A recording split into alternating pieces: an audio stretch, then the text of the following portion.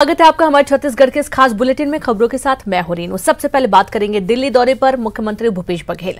तो दिल्ली दौरे का आज दूसरा दिन है, जहां सीएम भूपेश बघेल ने कई केंद्रीय मंत्रियों से मुलाकात की है और इस मुलाकात का सिलसिला अभी भी जारी है। सीएम भूपेश बघेल ने केंद्रीय सड़क परिवहन और राजमार्ग मंत्री नितिन गडकरी से मुलाकात की और छत्तीसगढ़ में लंबित सड़क विकास से संबंधित कई प्रस्तावों पर चर्चा हुई।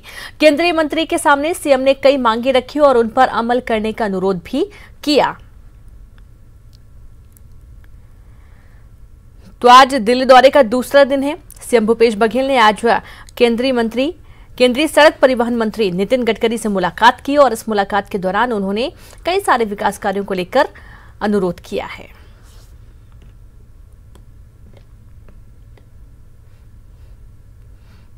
में जो वर्तमान में जो नेशनल हाईवे है, जो अटके हुए थे, करीब से 13-14 प्रोजेक्ट थे, उनके बारे में हमने अनुमति दी है। प्रोजेक्ट को तुरंत उसके काम शुरू करेंगे और उसके बाद में करीब 4 ऐसे राष्ट्रीय महामार्ग थे, वो वहाँ उत्तर प्रदेश में जाते हैं, बाकी जगह उसका डिटेल्स आप देंगे, तो उसको भी हमने राष्ट्रीय महामार्ग घोषित करने के बारे में अनुमति दी है।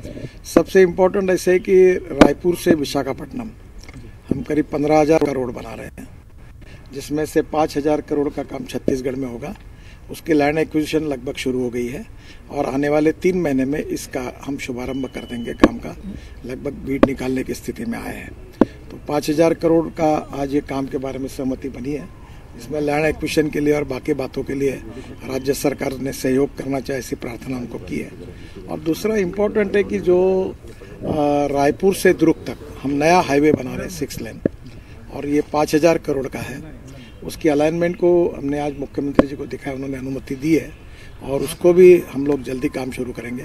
गडकरी साहब से ये तीसरी बैठक है और तीनों बैठक में आज की बैठक है ज़्यादा फलदायी रही है, क्योंकि अब जाके वो सारी चीज़ें फाइनल स्टेज में आया है और इसमें 13 जो राष्ट्रीय राजमार्ग पहले से थे और उसके जो चौड़ीकरण और नवीनीकरण की स्वीकृति मिली और उसके साथ 4 राष्ट्रीय राजमार्ग जिसके बारे में गडकरी जी ने कहा। दिल्ली में मुख्यमंत्री भूपेश बघेल ने राहुल गांधी से मुलाकात की। राहुल गांधी से मुलाकात के बाद उन्होंने केंद्र सरकार पर निशाना साधा और कहा, किसानों से केंद्र सरकार डरी हुई है, अगर ऐसा नहीं होता तो दिल्ली की सीमा में कील नहीं गाड़ते। उन्होंने तंज कसते हुए कहा कि आखिर कीले कौन गाड़ता है, ये सब कुछ मालूम है। छत्तीसगढ़ के मुख्यमंत्री भूपेश बघेल मेरे साथ। सर, किसानों को आंदोलन करते हुए आज 72वां दिन है, सरकार नहीं मान रही और जबकि राहुल गांधी कहते हैं कि किसानों से सरकार डरी हुई है।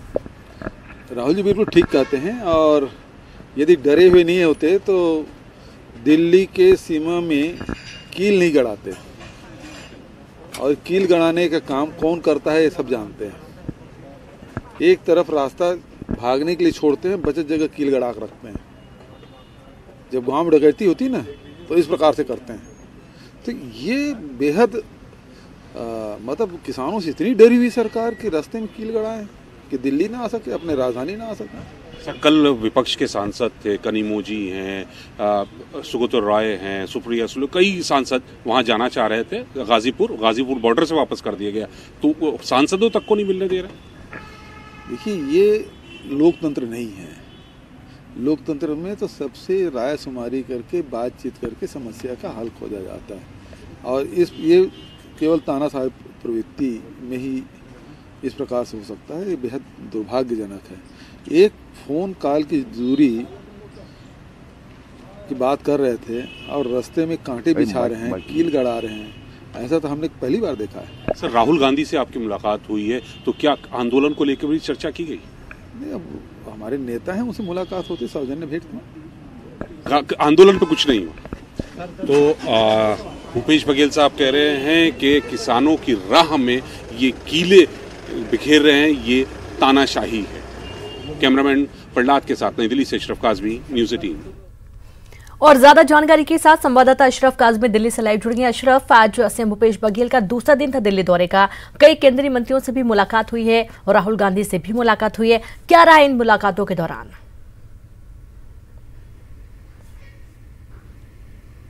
देखिए, ये मुख्यमंत्री का साल का खुद कह रहे हैं कि सबसे सफल दौरा है, क्योंकि आज जो मुलाकात हुई है उसमें 13 जो राजमार्गों के काम अटके हुए थे वो पूरे हो गए हैं।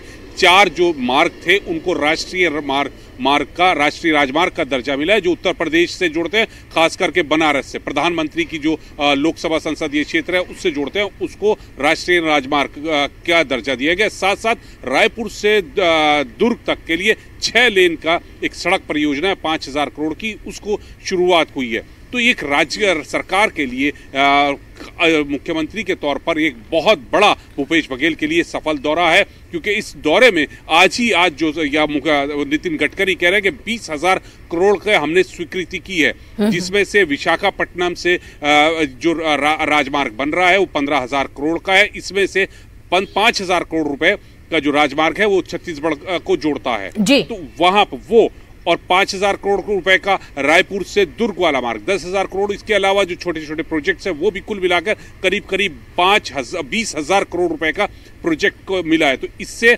सीधा फायदा आम लोगों को होगा, छत्तीसगढ़ के लोगों को होगा, रोजगार के अवसर मिलेंगे। नितिन गडकरी ने एक चीज और साफ करी कि नक्सल प्रभावित क्षेत्र जो हमारे लिए एक चुनौती रहता है कि वहां पर कैसे सड़क बनाए, तो उसके लिए जो सरकार को चाहिए, राज्य सरकार को सरकार देने को तैयार है। जो इन्होंने मांगा है हमने देंगे। हम विकास चाहते हैं, सड़क बनेगी तभी विकास होगा। तो आज का ये दौरा है मुख्यमंत्री का, ये बहुत सफल दौरा है। कल इससे पहले उन्होंने हरदीप सिंह पुरी से मुलाकात की थी, उसमें भी बिलासपुर से रायपुर के लिए जो फ्लाइट थी उसको सहमति मिल गई थी। तो कुल मिला के कहा जाए कि ये जो दौरा है मुख्यमंत्री का बहुत सफल रहा है, और आज भी छत्तीसगढ़ को 20,000 करोड़ रुपए की सौगात मिली है। जी, यानी कि छत्तीसगढ़ के लिहाज से दौरा काफी अहम और काफी महत्वपूर्ण रहा है और काफी सफल दौरा इसे कहा जाएगा। साथ ही अशरफ, जिस तरीके से दिल्ली बॉर्डर पर किसान डटे हुए हैं, यहाँ पर सांसदों को जाने से भी रोका जा रहा है, कोई पॉलिटिकल व्यक्ति नहीं जा पा रहा है वहां पर, और इसको लेकर भी आपकी चर्चा हुई सीएम से?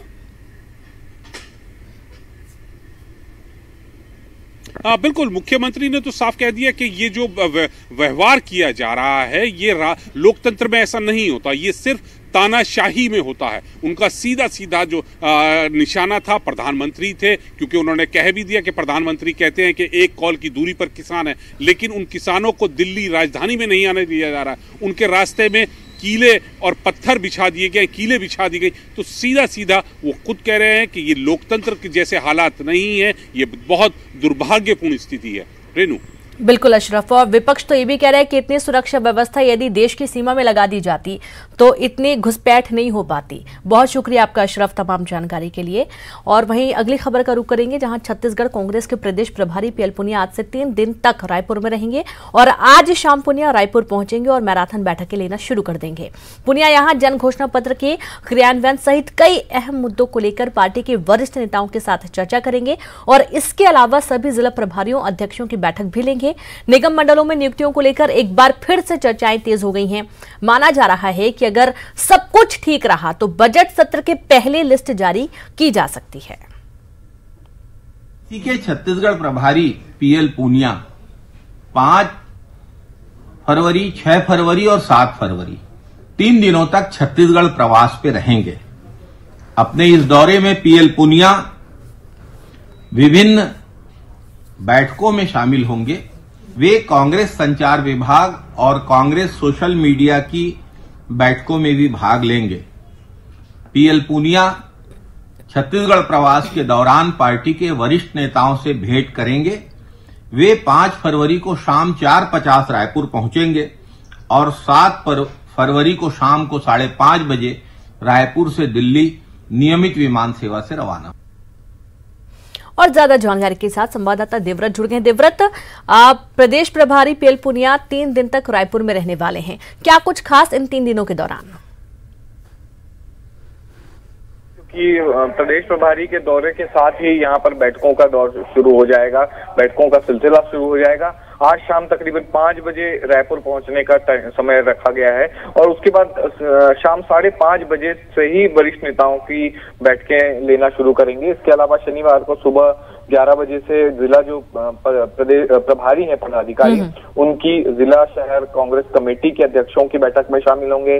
6 फरवरी को 5 बजे सोशल मीडिया की बैठक रखी गई है और संचार विभाग की बैठक होगी। इसके अलावा 7 फरवरी को ये बताया जा रहा है कि उनकी ही मौजूदगी में घोषणा पत्र बैठक होगी। तो कुल मिलाकर मैराथन बैठक में चलेंगी ही, और साथ ही प्रयास ये भी लगाए जा रहे हैं कि क्योंकि फिलहाल मुख्यमंत्री जो है वो दिल्ली में है और इस दौरान अभी पीएल पुनिया राजधानी में रहेंगे, तो अंदरूनी सरगर्मियां जो है वो उफान पर हैं। माना ये जा रहा है कि जो आज मुलाकात मुख्यमंत्री भूपेश बघेल की दिल्ली में आला कमान से हुई है और उसके बाद यहाँ पीएल पुनिया पहुंच रहे हैं, तो निगम मंडलों में भी नियुक्तियों को लेकर के अटकलों का दौर यहाँ पर चल रहा है और ये माना जा रहा है कि अगर सब कुछ ठीक ठाक रहा तो आने वाले समय में बजट सत्र से पहले हो सकता है कि निगम मंडलों की घोषणा यहाँ पर हो जाए। जी बिल्कुल, इसका बेसब्री से कई लोग इंतजार भी कर रहे हैं। बहुत शुक्रिया आपका देवव्रत तमाम जानकारी के लिए। तो काफी अहम ये दौरा है। इस दौरान निगम मंडलों में जो नियुक्ति अटकी हुई है इस पर भी विचार किया जा सकता है और हो सकता है कि बजट सत्र के पहले नियुक्ति हो जाए। रायपुर से इस वक्त की बड़ी खबर, सिविल लाइन में महिला से छेड़खानी का मामला सामने आया है। प्राइवेट क्लिनिक में महिला मरीज से छेड़खानी हुई। लैब टेक्नीशियन पर छेड़खानी का आरोप लगा है। लैब टेक्नीशियन को पुलिस ने गिरफ्तार कर लिया। आरोपी लैब टेक्नीशियन का नाम योगेश बताया गया है। सिविल लाइन पुलिस ने आरोपी को गिरफ्तार कर लिया, हिरासत में ले लिया, पूछताछ की जाएगी। एक महिला ने आरोप लगाया है छेड़खानी का। रायपुर से बड़ी खबर, संवाददाता युगल जुड़ गए। युगल, पूरी जानकारी दें। जिन्होंने देखिए ये लेब स्टेशन है, सिविल लाइन थाना क्षेत्र में इनकी लैब जो है संचालित है, क्लिनिक संचालित है। उस पर एक जो महिला है, प्रोफेसर हैं, वो उपचार कराने हुए गई थी जांच कराने के लिए। इस दौरान वहां जो जांच के बहाने में उसके साथ छेड़छाड़ी की गई है। उसके बाद महिला काफी आहत हुई और उन्होंने आकर के सिविल लाइन थाने में मामला दर्ज कराया है। उसके बाद लैब टेक्नीशियन योगेश है, उसे सिविल लाइन पुलिस ने गिरफ्तार कर लिया है और इस तरह महिला उत्पीड़न का ये मामला है और ये काफी गंभीरता से लेते हुए सिविल लाइन पुलिस ने तत्काल उसे गिरफ्तार कर लिया है। साथ ही महिला जो पुलिस अधिकारी है उन्हें क्लिनिक भेजा है और तमाम पहलुओं को तस्दीक की जा रही है। वहां पर सीसीटीवी भी है, उसे खंगाला जा रहा है और जिस तरह से पीड़िता रो कर बता रही थी कि उसके साथ अभद्रता की गई है और इस लंबे समय से वो क्लिनिक में जा रहे हैं, उपचार करा रहे हैं, लेकिन आज हुई हरकत से वो काफी जो है भयभीत हो गई हैं और उसके बाद उन्होंने मामला दर्ज करा दिया है। पुलिस ने, सिविल लाइन पुलिस ने उन्हें जो है आरोपी को हिरासत गिरफ्तार भी कर लिया। जी शुक्रिया आपका युगल जानकारी के लिए। तो आरोपी को हिरासत में ले लिया गया, पूछताछ की जा रही। महिला काफी डर गई थी, रो रही थी और पुलिस ने तुरंत तत्परता दिखाई और आरोपी को हिरासत में लिया गया। जशपुर से बड़ी खबर है, गैंगरेप मामले में गिरफ्तारी हो गई है। गैंगरेप के सभी आरोपियों को गिरफ्तार कर लिया गया है। आश्चर्य की बात यह है कि इस पूरे मामले में आरोपियों में से 6 आरोपी नाबालिग भी हैं। स्कूल की छात्रा से गैंगरेप किया गया था और इस पूरे मामले में जब मामला सामने आया तो पुलिस ने गहनता से जांच की और तुरंत जो आरोपी हैं, जिनमें से 6 नाबालिग भी हैं, इन्हें हिरासत में लिया गया। तमाम धाराओं के तहत मामला दर्ज कर लिया गया है, कार्रवाई की जा रही है।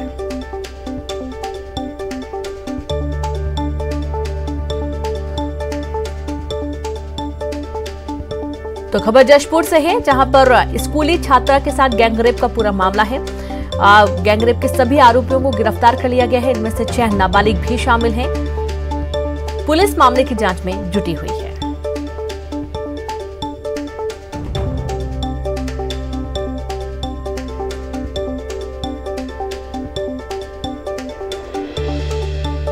सभी का स्वागत है। रायपुर के रिंग रोड में एक बड़ा हादसा हो गया है। हालांकि इसमें किसी की जान नहीं गई है। एलपीजी गैस से भरा टैंकर और ट्रक की टक्कर हो गई और टक्कर के बाद गैस से भरा हुआ टैंकर पलट गया।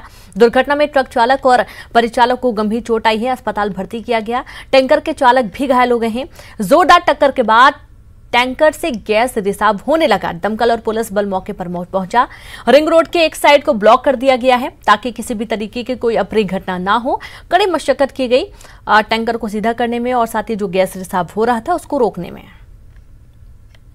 नंबर 3 पर एक बड़ा हादसा हो गया है। देखिए, 2 जो ट्रक हैं वो आपस में भिड़ गए हैं। एक जो इंडियन गैस का एलपीजी है उससे भरा हुआ है और दूसरा जो ट्रक है उसकी टक्कर हो गई है और दोनों विपरीत दिशा से आ रहे हैं। एक बड़ा दुर्घटना टल गया है और आप देख सकते हैं एलपीजी गैस पूरी तरह से रिसाव हो रहा है। यहाँ दमकल की टीमें हैं वो पहुंच गई हैं और पूरा रोड है वो ब्लॉक हो गया है।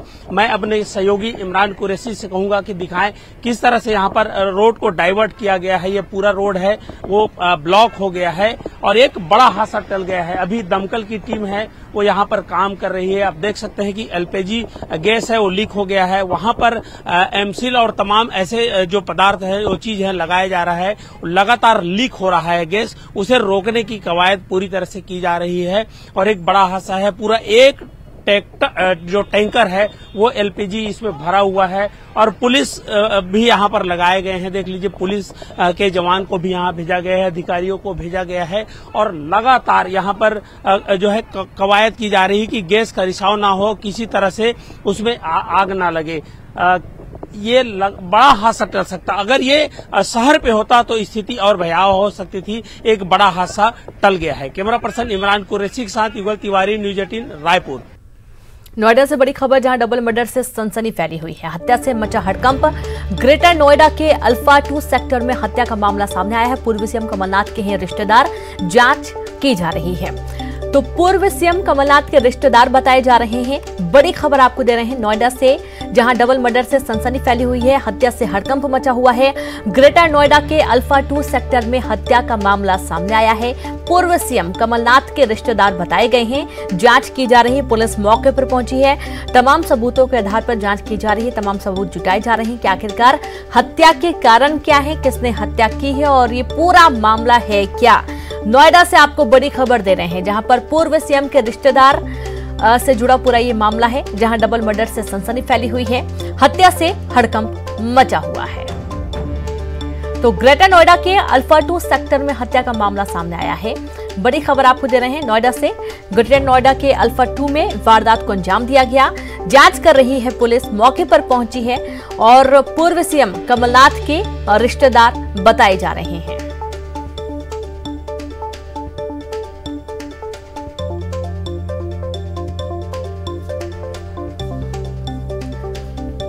तो डबल मर्डर का खुलासा हुआ।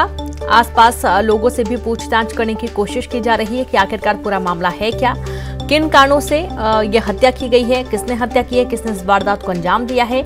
हत्या से इलाके में हड़कंप मचा हुआ है। लोगों में डर का माहौल पैदा हो गया है, क्योंकि जिस तरीके से अच्छी कॉलोनियों में, वीआईपी कॉलोनियों में भी यदि ऐसी वारदातें हो जाती हैं तो लोगों के मन में डर और बढ़ जाता है। पूर्व सीएम कमलनाथ के रिश्तेदार हैं ऐसा कहा जा रहा है, लेकिन ये हत्या क्यों की गई है, डबल मर्डर की जो वारदात है किसने अंजाम दिया है। और आप ये तस्वीरें देखिए, फ्लैट के अंदर की ये तस्वीरें आपको दिखाई जा रही हैं, जहां पर हत्या की गई है। लूट की भी आशंका जाहिर की जा रही है। पुलिस मौके पर है, जांच की जा रही है। ग्रेटर नोएडा का ये पूरा मामला सामने आया है। पुलिस मामले की जांच कर रही है। हत्या के कारण किसने की है, कब इस वारदात को अंजाम दिया गया है, पूरा मामला जांच का विषय बना हुआ है। और खबर रायपुर से है। हाउसिंग बोर्ड के पीआरओ गिरफ्तार हुए हैं। 2 अधिकारियों के बीच मारपीट का पूरा मामला है, जहां संपदा अधिकारी और पीआरओ के बीच मारपीट हो गई।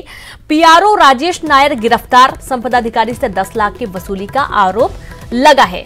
अब आप देखिए, ये 2 बड़े जो अधिकारी हैं इनके बीच का पूरा विवाद है। संपदा अधिकारी जो कि काम के एवज में जो घूस लेते हैं, उस घूस के बंटवारे के चलते 10 लाख की वसूली करने की कोशिश पीआरओ के माध्यम से की जा रही थी और इस पूरे मामले में दोनों के बीच में विवाद हुआ। विवाद इतना बढ़ा कि मारपीट हो गई।